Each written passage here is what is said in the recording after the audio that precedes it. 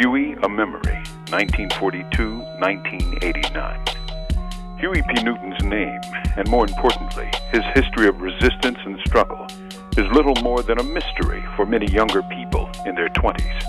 The name and works of a third-rate rapper is more familiar to the average black youth, and that's hardly surprising given the failure of the public school system. For the public school system is invested in ignorance, and Huey P. Newton was a rebel, and more, a black revolutionary. Inspired by the civil rights movement and the violent attacks on blacks trying to vote, Huey felt a bolder, more radical stance was needed.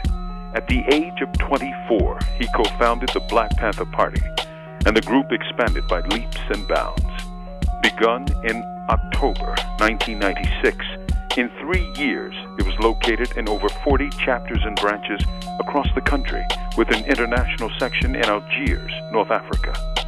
Dedicated to the principles of black self-defense and black freedom, the party became the foremost radical group of the era, with a wealth of supporters and enemies.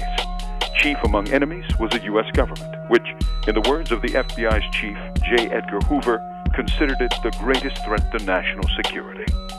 For many thousands of black youth, the rebelliousness of the party spoke to their spirits more truly than did the peaceful resistance represented by Reverend Dr. Martin Luther King. His Washington speech, known as the I Have a Dream speech, was neither his finest nor his most profound, but like many black preachers who are master orators, he brought his best to it. King, like many busy leaders, had others write some of his speeches, and one of those men was Vincent Harding, now a theologian and historian. Harding contributed to King's groundbreaking Riverside Church speech, delivered precisely a year before his assassination, where he denounced the Vietnam War, marking his break with an American president, Lyndon Baines Johnson, the corporate media, and many of his closest allies in the SCLC, or the Southern Christian Leadership Conference. President Johnson felt betrayed by King, and the media turned from praise to ridicule.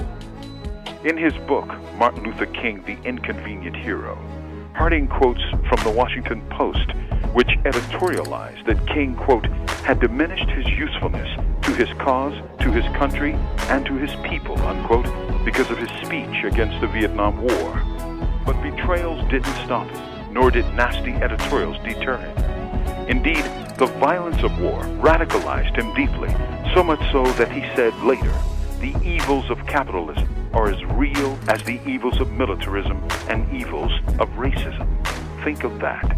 Capitalism, militarism, and racism, evils. When's the last time you've heard that? Reverend Dr. Martin Luther King Jr. was being radicalized by the churning events around him. And a year before his death, he was both anti-war and anti-capitalist. Ask yourself, if King were alive today, with his views, could he be elected president? If not, why not? What does that say about the nation's political system?